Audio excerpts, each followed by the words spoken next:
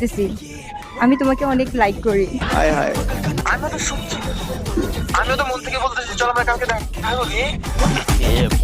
কালকে দেখা করবি? হ্যাঁ দেখা করবো, অনেক কিছুই হবে দেখা করলে, তাড়াতাড়ি দেখা করবো, তাড়াতাড়ি। আমি অনেক এক্সাইটেড তোর সাথে দেখা করার জন্য। এখন তুই বল কোথায় আসবো, কোন টাইমে আসবো? তোর ভাই এটা জাস্ট প্র্যাঙ্ক ছিল, জাস্ট এটা ফান। তুই তুই আমার পছন্দ করছিস, তোর মতো ছেলেদের সাথে আমি রিলেশনে যাব? দূর রাখ।